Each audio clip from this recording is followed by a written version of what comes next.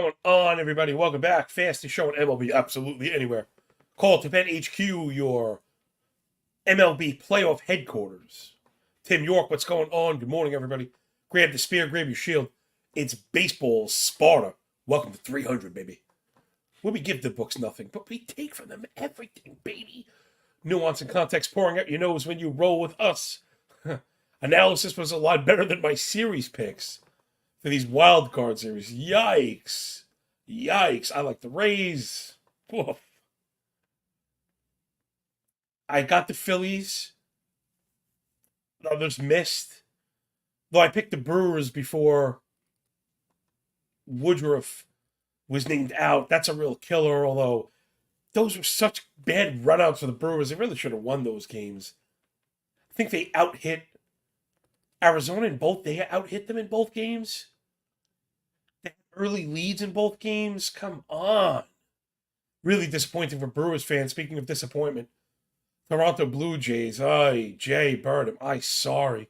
I have a lot of Canadian friends, a lot of Blue Jay fans here, right? Maybe stemming from the Hammer and Pizza Man, Rob P. East Coast, myself, really brutal. Brian E., what's going on? Just so rough. It especially kills you when it's bad runouts and you're waiting for regression and you just got to get it to happen. I was on TSN 1050 right before the game in Toronto Sports Radio talking about how, I really kind of nailed it. He asked me what was going on. I said, well, winter is coming, buddy. OPMG, what's going on, Capo? Yeah, winter is coming. Winter came for the Jays. Also really interesting. Hopefully I was able to highlight it for the Jays fans that the runners in scoring position complaints were not wrong, but they were like a little misplaced.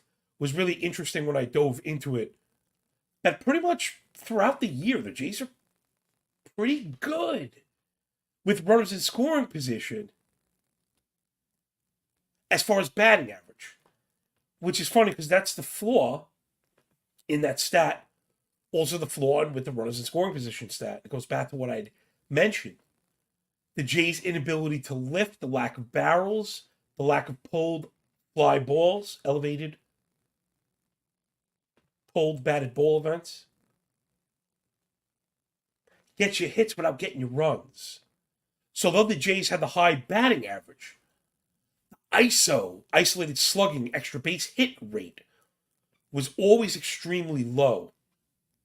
Manifested again, the hits they got with men on, didn't score runs, just loaded bases. If you get, and you got to run, right? That was the other part of it. Whatever, just all the stuff that we talked about rolled up into a ball, and it was exactly what happened. Tim York, I got you, man, says, I don't care what the thought process or game plan was. How do you yank Berrios after 49 pitches? I don't know. I'm going to try and bring up the Steelman argument again. Everybody swept. Not that I didn't realize that, but for some reason I thought there were games on tomorrow. We have 2 days off, so today we'll vent a little bit for another minute or so. And then we'll do series previews. Pitchers, overview of hitting. I got some bullpen stuff.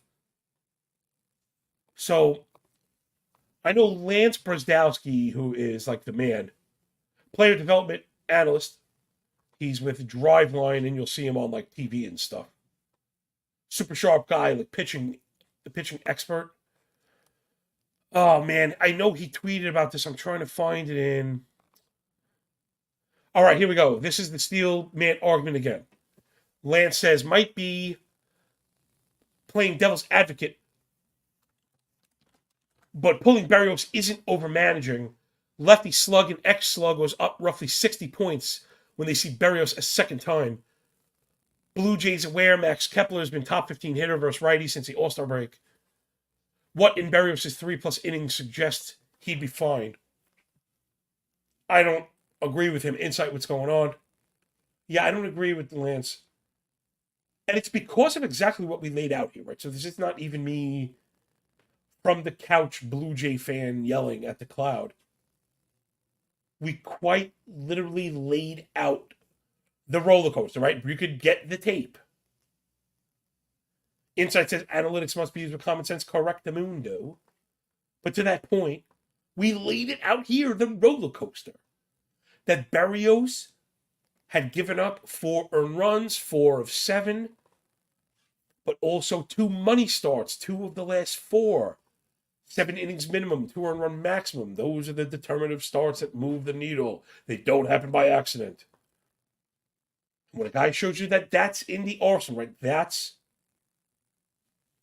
the outcome when he's got the good stuff. You don't tempt that fate. It wasn't even like he was struggling. Really, really rough stuff there from the Blue Jays. Jay, really great job in the producing there. I didn't even know we could do that. Video people getting treated to the actual tweet. Really awesome stuff. And look at that little bonus response from our boy, Frank Amarante, friend of the show. Big Blue Jay fan also, saying Lance said he loves his work but disagrees. So, all right, let's get into the series preview. Sorry, everybody. Trust me, I know. Even with the Yankee, dynasty that was oh so long ago. I feel like I remember more of the downfalls and the bad stuff. Clearly, I bet that you're right. You thought I was going to mention 04, of course. The Red Sox was devastating. But the one that really got me, believe it or not, the one that really got me, actually, it's 2. First was 95 Mariners. But 97, Sandy Alomar hit a home run for the Indians. So that's just the stuff you remember. Jay says, chiming in, worst part was that the Jays laid up 1 run, did horrible in game 1, and 0 changes to the lineup. Yeah. That lineup had been pretty consistent all year, though. So I think they knew they were going to roll it out. I'm not disagreeing with you, but I think that's what they call them. All right, so first up, Texas goes to Baltimore. Listen, they were really good. Eovaldi didn't even have the great fastball, and he was good enough. Offense in the playoffs is tough. Texas played a bunch of really good defense also.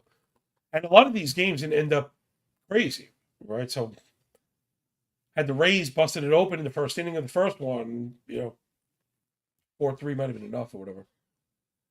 So I'm guessing Haney is going to go. Then they're going to go back to Montgomery as soon as they can. If not, it'll be Dean Dunning. Montgomery and Eovaldi, what you're looking at. Remember, these are 5-game sets being played 2-2-1. Looking at the scheduling. Everyone plays on Sunday. I think American League plays on Monday. National League plays on Tuesday. Everyone plays on Wednesday, Thursday. Both off Friday. Maybe both play Saturday to wrap it. Something like that. But it's 5 games, 2-2-1. Again, Haney, you know what you're getting. A lot of base runners because it gives up, it's a lot of walks always. The swing and miss stuff will be there from time to time. He's kept the ball down more than usual. But again, what are you getting? He's getting crushed by righties. He misses with the fastball too often. He's also been really brutal on the road. So if Haney goes out there, game 1, you got to think he's probably in trouble. Keep in mind, Baltimore, really good left-hand hitting team. So that's Jomo and Haney. Big time. Baltimore slanted in the second half, lefty-righty offense. I think it's a 2,500 or 3,000 plate appearance sample.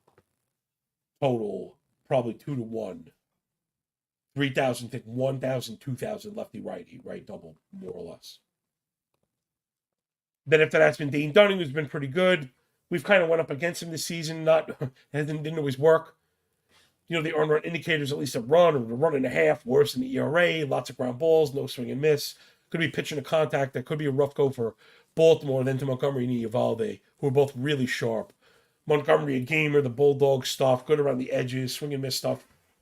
Looking better than me even thought. And again, Eovaldi at least looked healthy and sharp.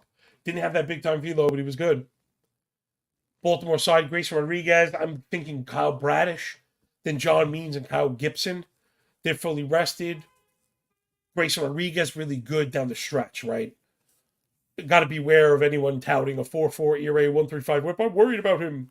He was really great down the stretch. We mentioned that. We bet on him a bunch of times. Grayson Rodriguez made us some money He's part of getting us into the positive. Last 76 and 2/3, second half, 2.6 ERA, 110 whip, sub 4 Sierra, 120 stuff plus on the fastball, 13 swing and strike, 38 O swing, 53% ground ball, and a half a homer 9. Grayson Rodriguez doing all the stuff that we love. Kyle Bradish, horse Bradish, baby, 2.8 ERA, 1 flat whip on the season. One of the reasons I'm going to the main event, fantasy baseball. Kyle Bradish was really, really good. Really, really good this year. And I'm pretty sure they were super strong at home. You got to like these Oriole pitchers in general, especially the righties. Bradish, indeed. 199 batting average allowed, 550 OPS, 2.2 ERA, sub 1, homer 9. At the crib. But what got me in trouble, right? This is micro and macro a little bit. Let's take an L or two, just because the players are here. I'm not going to be done. Being transparent, taking my losses. Apparently, I didn't learn, Jay. I didn't learn. Didn't learn my lesson. What got us in trouble all year, right? And we did very well. I did better for my, private subs. Not that I was holding anything back. We just had the under strikeouts and the parlays were there. We did really well with it. But going up against really tough offenses, right? Trying to beat good offenses with pitching, it just hasn't been it this year. You got to hit, you got to score. Again, Milwaukee hung runs. Got the fat, got the gallon, but didn't have the juice down the stretch there. Insight, Bradish and Rodriguez on fantasy championship teams. Yeah, a lot of those. I don't know if you followed my fantasy stuff, but the feedback on that was just overwhelming. I'm going to submit those rankings for a FSWA. John Laghezza. Buongiorno, my friend. Good morning. Welcome. Grab the spear. Grab your shield. Jump into the phalanx. We're going to defend the tunnel and keep Sparta alive and well. We're just doing a preview series today. We have 2 days off. I'm going to try and get a guest tomorrow. So today's really just a kind of a chill day. You got to like the top end of the Baltimore pitching staff, especially the way it's going to line up. They'll be rested. Where, again, I think you'll see Haney and either Jamont, or Dunning against Rodriguez and Bradish. That's a big-time advantage to Baltimore. Again, but you can't sleep on the offense. Big mistake that I made again. Texas, one of the better offenses in the tournament. Last second half as a team. Top 8 in homers, top 8 in OBP, top 8 in OPS, double-digit walk rate, that's top 5. 28% chase rate, that's top 5. 41.5 fly ball, top 5. 41 hard hit, 334 team wOBA, 110 WRC plus. Texas also really good at hitting righties, which matters, right? Because 2/3, like I said, of the at-bats are righties. And that's exactly what happened. I was highlighting also tomorrow, if I don't get a guest, we'll do the granular stuff. If not, we'll feed off the other person. I'm not going to do all that work if I can't express it. It takes forever to mind. It takes forever to present. I hope everyone enjoyed that stuff. I really enjoy it, but I'd like to put it on, but it helps you understand what's going on, right? We talked about the glass now fastball and how the challenge and the function of that is the home runs allowed. How good Texas has been at hitting those.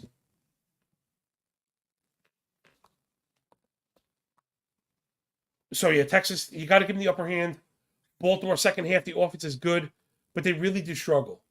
Again, they're much better against lefties and righties. The discipline stuff is good, but not great. Too many ground balls, 45.5 ground ball, second half. 19-line drive, that's not great. Again, 296 expected wOBA versus righties, second half. Not great. Not to say Baltimore can't get hot. That's exactly what you're seeing. That's what makes capping the playoffs so difficult. A game of large samples. We'll have it under a microscope. And for all the squares just watching their first 4 games of the year. What happened? I thought you said the Brewers were going to win. I had some idiot tweeting me because I had the Brewers wrong. I put that out before Woodruff got hurt. And I'm like, did you watch the games? Whatever. Brewers especially not a terrible cap. I was busting Frankie's chops. He picked Arizona. All power to him. He hit it. But I was busting his chops. And oh my gosh, I felt like Milwaukee lost that more than Arizona won them, but such is life in a big city, right? And that's why we like baseball so much, because the sample's so big, and generally we go right back to work the next day. Not the case right now. Also, why I don't love the playoffs, but also the pricing. So Texas and Baltimore is going to be tough. Baltimore has probably definitive edge in the bullpen. Second half and last 30 days. Baltimore looking great, though. Texas looked sharp. You're saying, again, that's what you get in small samples. Leclerc went 2 days in a row. Chapman went in game one. They were able to get it done with Spores, who's actually not terrible. Also, beyond that, I'm not crazy about it. Though Will Smith has gotten big outs in his career, they've got a couple of big lefties. Again, I worry about the depth for the Rangers pitching staff. I was worried about it in a 3-game set. I'm more worried about it in a 5-game set. Again, and I'm worried about the bullpen. You got to like Baltimore for the series here. Jay, do you have that? I have it up on DK. But I'm seeing Baltimore for the series at minus 110. I like that a lot.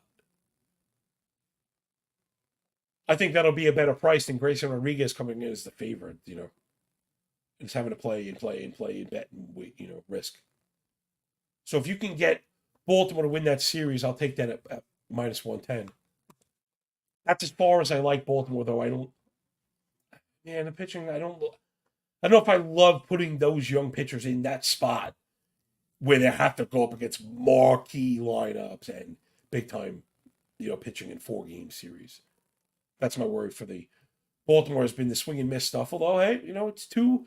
I don't know if I want to call them aces. I think that's the problem. You know what I mean? It's not their fault. We're putting the cart before the horse. These guys were young kids. Baltimore's time was not necessarily right now. The window is opening. I don't think the window is wide open for the championship.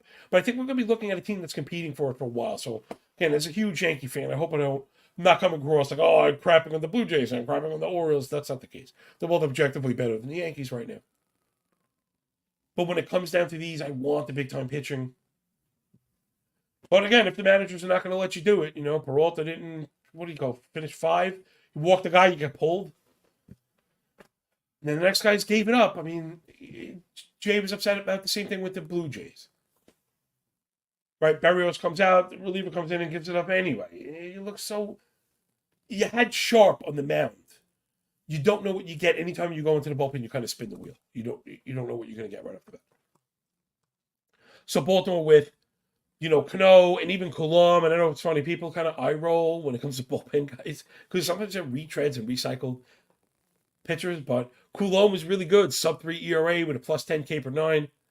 Then even Fujinami from Oakland, whose season stats are gross, but he's very good for them in big spots. I forget how to say that. I think if it's Cionel Perez, Cionel, apologies to him, who I've been tracking for a while in deeper leagues through the Astro system. I thought was going to be a, big time kind of fantasy sleeper for pitching. And then, Flaherty, again, when you might eye roll.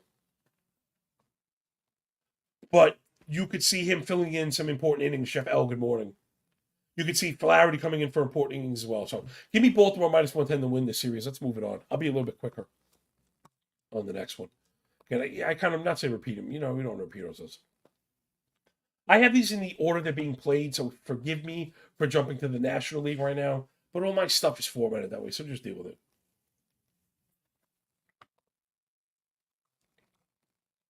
I got Phillies and Braves. Right? Why am I'm saying that like it's wrong, and I feel like that's. I got that correct. Okay, yeah, Phillies. Sorry, everybody. That was like weird kind of senior moment right there. So Phillies and Braves. Nolan and Wheeler were really good. They more personified what I was talking about, putting power pitching to the fore. We also mentioned Nolan, how good he is at home. And I think he was better than the ERA had maybe suggested. So that was a pretty big hit. Phillies was, a serious pick, although it was a chalk pick, I guess. They're going to lean on Christopher Sanchez and Ranger Suarez, I think, to start before they get to their studs. It's going to be rough. We like Sanchez. We backed him all year. Dirty Sanchez was good for us. 333 Sierra, 1 flat whip, the 4% walk rate, plus the 38 chase. Control, being good around the edges. But, man, it's a Braves offense, right? That's the story here. Maybe also Spencer Strider, because right. He's not the embodiment of the power pitching I was talking about. But season stats could get you in trouble. 3.86 ERA, one flat whip, all the indicators crazy good. 2.8 Sierra, 2.9 xFIP, 37 K rate on the season. Just totally killer. The ERA ballooned to 4.4 in the second half. Too many fly balls, too many barrels and stuff. The misses got punished. And I think there might be a case to be made for workload here. I'm a tremendous Spencer Strider guy. Tremendous, I get it. I pop the hood. I get it. But the workload is well beyond anything we've seen. And we've seen the struggle bus as of late. Here, let me game log you. Actually, for Strider. Because this is a big one, right? If he gets tanked and they lose game 1, this one is much closer to even than I think a lot of people would want to admit. So this is Strider down the stretch. 3 earned runs or more, 5 of the last 6. That's kind of rough. 3 of those, he didn't get into the 6th inning.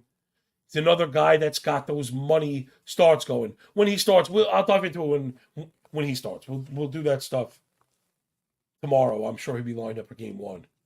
But that's the big one. Max Fried pitched in a simulation game, and they said he looked good and the blister held up. I also heard reports the finger is gross and there's no chance. What are we going to get from Fried? He's been really good. 78 innings of beautiful ball. Probably exactly what you'd expect. Great control, lead ball sinker, everything you want. Suppressed hard contact, killing the edges low in the zone. There's that one side of the coin that if you're believing in Strider and Fried at the top of their games, this is Braves by a mile. Because the Braves mopped the floor with Suarez and Sanchez. And by the time the Phillies get to their aces, it's going to be a little, too late. This one I would not bet on. I would definitely not eat the chalk. Again, we have our questions about the Braves. If they struggle early, let's say they split through 2. And now you're facing the Phillies. You're going into Philadelphia. That place is a freaking madhouse. The place is an absolute madhouse. One of the cooler sports experiences I've ever had was actually in Philly at, I guess, the indoor arena. I forget the name of it. So it's where the Flyers and the Celtics play, right? Not the link for football and not Citizen Bank baseball. I took my wife to a wrestling WWE before we had kids, because I was able to convince her it's a crazy show. And oh my God, Philly is insane. Insane. The things we just saw outside. The FU Center. I don't know if that's a joke inside or not, but hi-oh. It is the FU Center. Indeed.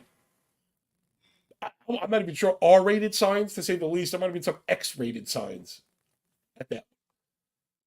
So you could see how this one could turn on a dime. Kind of that's my pitch at this one. Again, remember, this Philly offense is no slouch. Braves offense objectively awesome in the second half. Top 2 in doubles, runs, homers, average, OBP, OPS. Top 3 K rate. How great is that? Top 3 in hard hit rate on both accounts. Top 2 barrel. 366 WOBA, 129 WRC plus. Also top 3 in WOBA, both against lefties and righties. Big deal. Philly not far behind. Taking walks, elevating, hard hits. I mean, everything. Phillies run a little bit more, and that's a great boost. We know that. But Phillies offense, absolutely no slouch, which again gives me the feeling the Phillies can absolutely win this series. 1,000% Phillies can win this series. They're at plus 140, which is not a great price,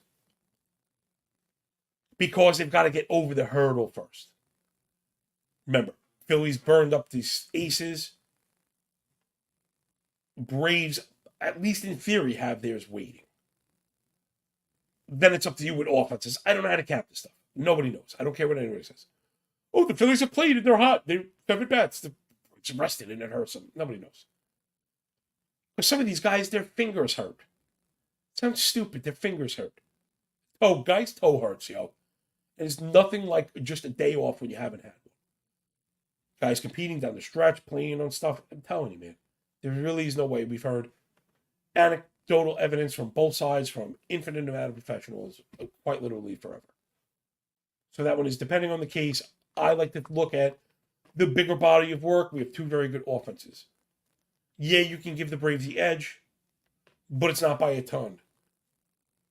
Both teams also very deep. We mentioned the Phillies hitting all the way up and down the lineup. Bullpen, this is the big determinant factor for me, guys. Philadelphia really turned it on down the stretch of this 30 days, 100 innings, 2.7 ERA, 1 flat whip, sub 200 batting average. They really turned it on. They look excelente. Excellent right now. And then Kimbrel, Alvarado, and Hoffman got it done. Game 1, they didn't need the bullpen yesterday. So everyone's rested, looking sharp, feeling good. Braves bullpen, abject disaster as of late. Abject disaster, wheels falling off there. They may have to mash. Braves last 116 innings from the pen. It's a 5.4 ERA, 1.5 whip, 266 batting average allowed, nearly 2 homer 9. Go back to the second half, 281 innings of a 6 ERA, 1.6 whip, 282 batting average, sub 20K, worse than 10% walk, double-digit walk. It is not any good. Braves bullpen struggling, man. Do not chalk this one up as a layup for the Bravos. If the Phillies beat the Braves in Game 1, it's probably the Phillies series. Sorry, Atlanta. That's just how I feel. Because I truly am terrified of the Braves pitching beyond Strider and Fried. I don't even know who's going to pitch. I don't know how you can throw Bryce Elder in a playoff game. You really can't. They're going to. He's going to get destroyed. We were on that negative regression boat for the past couple months. They kept rolling him out there. They kept rolling him as a favorite, and we kept getting paid. Nuance and context again. Building your nose, coming out of your ear. Rate, review, and subscribe because it matters more than it should. Well, I know we haven't really done any pricing today, but the show is brought to you by BetStamp. .app/call to the pen, baby, baby. You got to shop around. My mama said, shop around. But we got Jay here, best producer / ad reader in the game, to do a bit better job explaining it to you. Jay, do you think, man? Oh, God. Oh, no. Oh, no. Oh, man. Maybe Jay went to the party. Anyway. Good thing I didn't bust a coffin pit. Such as live TV, man. We are live. No worries. So Philly and Atlanta, I'm not really touching. But if I got away from them in Game 1, I can see getting away from them. I'm going to just do a quick wellness check on our boy. All right, next time we'll do it as quick as we can. I got Twinkies. I got Astros. Man, Twins looked really, really good. Liked them. We talked about it winning it because of the pitching. This is the series that we really want to watch. Insight. A little history lesson. This is on the FU Center. It was originally called Spectrum 2. It was first Union Center from 98 to 03, and it's had many names, and now Wells Fargo. I like the FU Center even better, though. Especially in Philly, just too apropos. Make sure you follow Inside 500 on the Twitter box. All right, let's go Twinkies and Houston. Twinkies showed off the big two arms where they differentiate themselves from the pack. They have the third big starter. Joe Ryan, legitimate. Going to be an underdog to Justin Verlander. But he does give them a fair chance.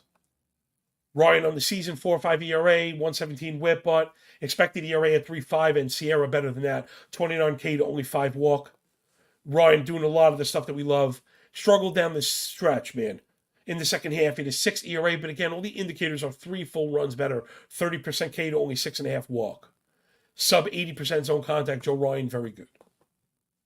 We're going to dive in a little bit better. Yeah, Jay's on the ledge, guys. It's going to be about the pitching for Houston as well. You know, they got the two big dogs, Verlander and Framber, waiting in the wings. What is there to say? They're both excellent. Framber, one of my guys for fantasy, coming in. I had him as a Cy Young candidate, or at least a vote getter. And he was great. even added some swing and miss and strikeout stuff to the lead ball ground ball rate that we know is through the roof. 54% ground ball rate from Valdez on the season. They're going to be a really tough 1-2 combination. Interesting to see where Minnesota goes with the 4. I'm thinking it could be Bailey Ober again. Not a terrible 4. Gives you a chance. He gives you a chance. He's going to give you a fighting chance. Again, Houston offense, right? What got us in trouble going up against good offenses? Let's not shortchange Minnesota, but let's take a look at Houston first. Top 5 in run score, 273, batting average in the second half, 350 team OBP, 19% K to only 9% walk, 10% KBB as a team in that stretch of 2,500 plate appearances. For a team we know has like a good quality of contact also, 42 pull, 40 hard hit, 9% barrel, 353 WOBA. That's a 127 WRC plus. They're also very good at hitting righties, though they are probably a bit heavier against lefties. Slight on edge on offense to Houston, though Minnesota killers right now. Again, top 5 offense, second half for sure. Bit of a sellout team. We've mentioned that. This is eventually going to come back to burn them. Twinkies with the big K rate.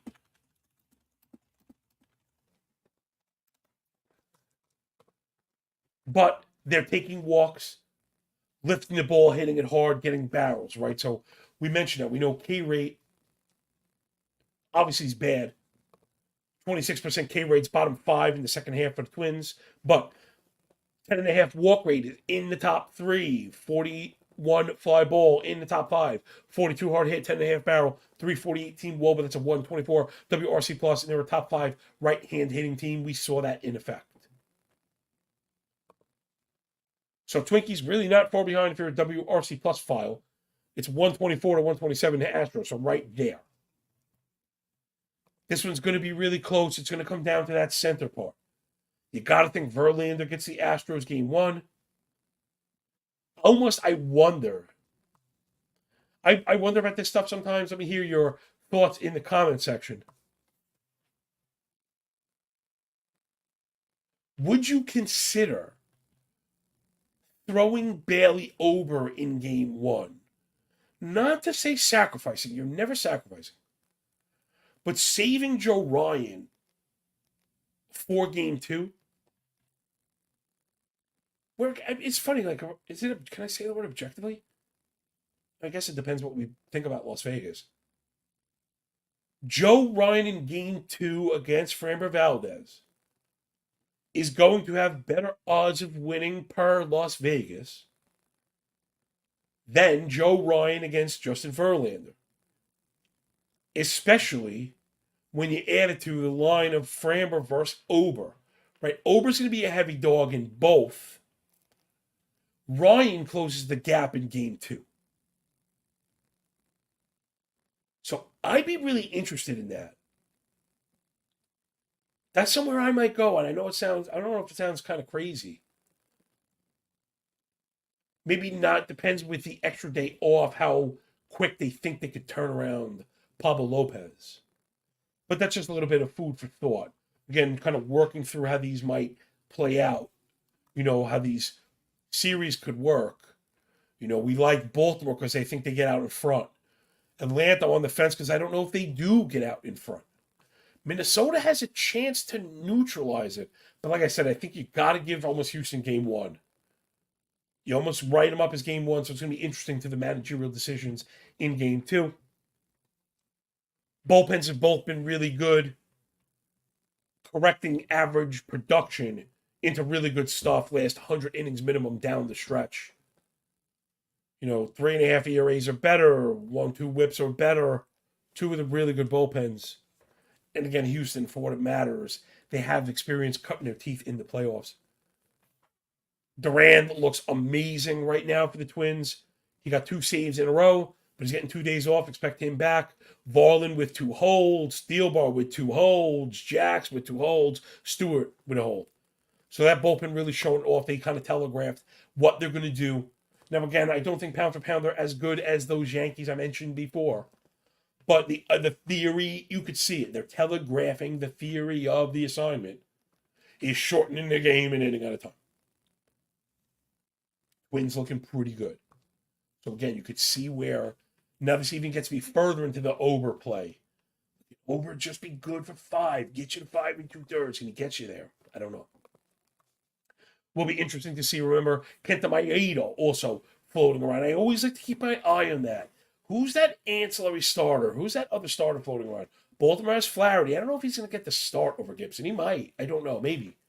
But if not, he's floating there. And those guys tend to step up in big spots in the playoffs. We've seen it. Those big 2 or 3 inning outings, getting teams back into it, neutralizing the offense, getting zeros, or at least resting bullpens. So I think the depth goes to Minnesota. The Houston bullpen's okay. It's very top heavy. Right? Presley, Neris, and Abreu have all been good past that. Like, I guess Graven's good. After that, I kind of worry a touch. So I think Minnesota has the edge with the bullpen right now. It's really kind of close on the offense. Starters, again, have to go to Houston. I think Javier, that's going to be a huge, huge question mark. I got a game log Javier because I believe he started turning it on. And again, that's one of those things we talk about it all the time, how pitchers can change your trajectory much quicker than an offense can, right? Offense, we want the samples, and if they're healthy, we want the samples, basically. It's that simple. And pitchers can make an adjustment. There are release points, extension changes, velo upgrades, pitch mix changes, moving on the rubber. Like, it's so many things that just set it off for a pitcher. Not great. He did close out good against Arizona. But, I mean, gosh, Javier was like a perpetual 3 or 4 earned run. 1, 2, 3, 4, 5, 6, I don't know, whatever. 6 out of his last 8, he had 3 to 4 earned runs. Surrendered. So again, once you get past that 1 and 2, it's going to get really interesting. Urquidy's back as well. Good, but not great. So this one's close. Astros 160 to win the series. I'm not going there. Jay, we bet the Twins to win yesterday, right? To win it all. Didn't we bet Twins to like get the pennant and get the World Series? That's still probably where I'd be. I think that's still where my money is. I have that stuff also. I thought I did at least. Team futures, of course. DraftKings, like playing games with me. They just don't. I swear, DK just doesn't want me to bet. I spend more time like reloading that stupid site than anything else. It's kind of crazy. Okay, I got it here. League winner. Yeah, Minnesota plus 370. I think we did a little bit better than that yesterday. But yeah, we had Minnesota for the pennant in the World Series. That's where I'm going to go, right? We want the combination. Of course, I just think somebody dunked on me. Okay, being wrong about where I thought the Brewers were that. Although, maybe where I was wrong is the Brewers' offense isn't as good as I wanted it to be. And the Twins' offense is good. And the Brewers are not. We got Minnesota to win the AL plus 800 down to 370. CLV check. World Series 20 to 1. I got that one here as well. It's now 10 to 1. CLV check it. Baby, baby. All right, Jay, we're on fire right now. You feeling better, man? Clear your throat, man. I want to do that anthem. I was had it right in there. Again, we haven't done the pricing we have done as usual, but we are using betstamp.app. Let's run it back. Come on, Jay. Do your thing. Best ad read in the game. I got you, John. Sorry about that. The easiest way to improve as a sports bettor is to have multiple sports book and to always get the best odds. The easiest way to get the best odds is to use an odds comparison tool like Betstamp. Betstamp simply compares odds across every sports book, including games, player props, and futures. Save time and money. Check out Betstamp in the App Store or the Google Play Store. Download the app today. And if you're looking to sign up for more sports books, make sure you head over to betstamp.app/call to the pen. And if you sign up through that page, it helps support the show.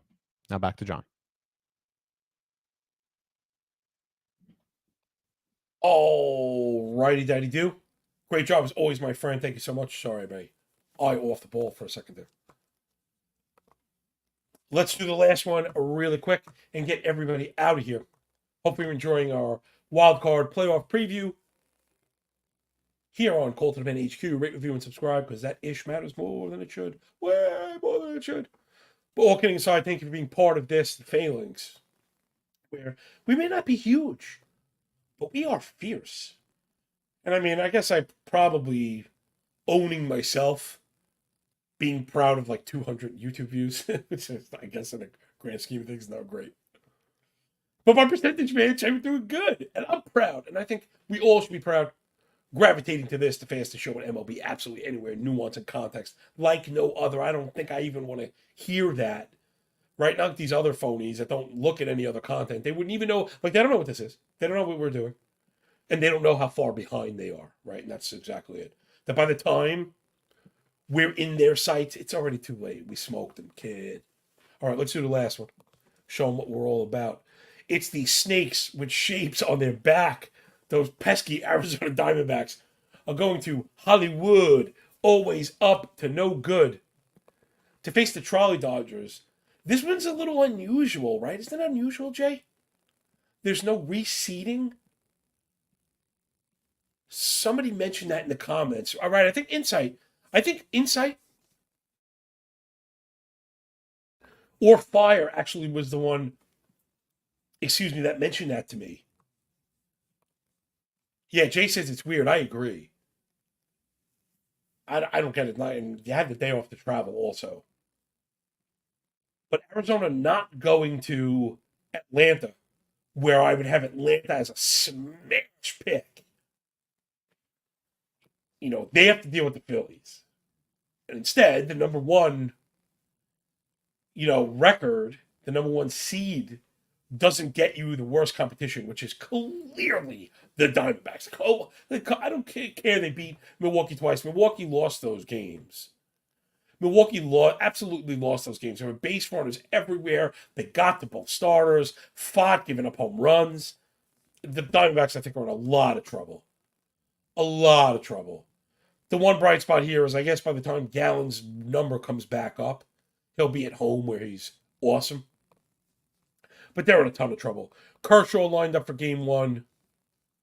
I'm guessing Bobby Miller and then maybe Lance Lynn. But I don't know if you were watching the Dodgers down the stretch. Sheehan looked amazing. Amazing. Like, if you're a fantasy dynasty guy, Emmett Sheehan, amazing. Circle in all drafted holds. Amazing. Kid is freaking amazing. Hat tip my boy, James Anderson. RotoWire, he's my prospect dude. But also why I pay attention to fantasy so closely. Keeping an eye on the wide range also, right? I want to be the best. I want to know what's coming downrange as well. No, I'm not a prospect expert to keep an eye on that stuff. We knew about Sheehan coming up. He was one of our trajectory guys, right? He came up, he got blasted. Oh, he stinks. Oh, they played with his workload. Now they stretch him out, him and like Pepio. These guys are freaking awesome. Bullpen has been so great, and you're almost not sure how. A 2.12 ERA with a sub-1 whip, last 119 innings. This is the Dodgers. And it's like who? Evan Phillips and Brewster Gatterall and Ryan Brazier, Caleb Ferguson, Alex Vesia, Joe Kelly, Shelby Miller. And you're like, how? How? I don't know. Just Dodgers doing the thing they do. Getting the most out of relievers, maximizing individual pitchers, having them throw them the most with max effort and get them out of the game fast as they can. It works. So Dodger bullpen, not one to mess with. Arizona bullpen is not very good. I mean, they just pitched out of their balls, and I feel like maybe I should give them some respect. Insight just dropped the knowledge on me. I'm getting dunked on. In the best way, of course. In the best way. Right, where I fail, right? And that's why we got the failings, man. Where the parts of the community my shield doesn't cover, that's what I got you people for. I appreciate you. Hold on, I get it in a second. So Seawald 2 saves, Ginkle 2 holds, although didn't Ginkle have like the bases loaded also? It's too much. Insight says MLB seeding. This ensures that the number one seed won't face another division winner in the division series round while still preserving the bracket system. So why don't they just... I guess. I don't know. All right, I guess. I mean, yeah, I'm sure that's the rule. I don't see how in the second round anything supersedes worst seed, best record. That's a part no matter what. Like, and again, thank you, Insight. Appreciate it. It's part of what you get here. Even the commenters are, sharp AF. Appreciate you, man, for sticking along as long as you have and being as participative as you have. OPMG, same for you and all my guys. Everybody knows that. Guys and girls out there. Part of the community that we've built here. Me and Jay Bird. coming from 0 right out the gutter, over 1,000 subscribers. Wow. How? I don't know how. We did it. Picking up views into the playoffs. Just really awesome stuff. So I don't know. I'm really struggling to back Arizona. And then again, they even hit. You want playoff stats? I'm not doing it. Down the stretch, they weren't great. On the season, they weren't great. Like they were a basically average team on the season. 317 team WOBA, 6% barrel. Not great. 730 OPS. Second half, 90 WRC plus, 306 WOBA, 295 expected WOBA righties, 300 expected WOBA lefties. The offense just not great. They got clutch hits. They did it. That's why the playoffs are what they are. And that's why it's so difficult to cap this stuff. There's no way I can back Arizona. I think that turns to a pumpkin for me pretty easily. Dodgers heavy favorite minus 200 to win the series. Probably sounds about right. I guess if you do chalk, I guess that's the one.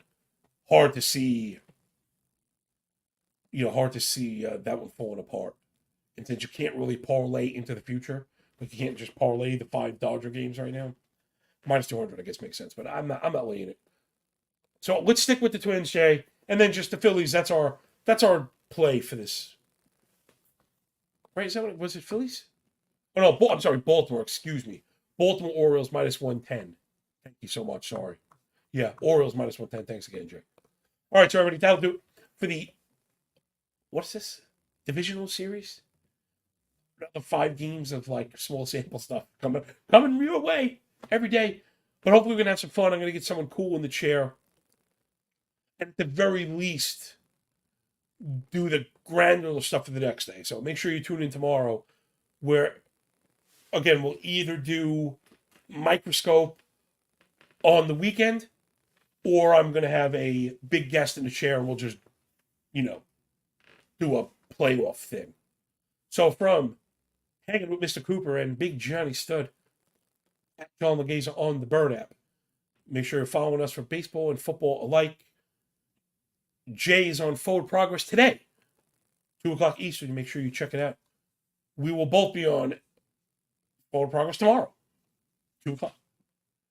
So from everybody here at Cold to the Pen HQ and the Hammer Betting Network, thanks for picking up what we're putting down here at Cold to the Pen. Fastest show in MLB, absolutely freaking anywhere. Covered it like nobody else. Stats, and analytics, and application, plus risk management, nuance, whatever. This show should probably not be free. But if it's free, it's for me. And if you've learned a damn thing here once all season, please hit the cartoon finger, hit the cartoon bell, because that ish matters more than it should. Enjoy the no games, but you still can enjoy your day. And when the Orioles wrap it up, you can enjoy that pay. Remember, when you work this hard, it feels a lot less like luck. See you tomorrow, 9:30. Peace.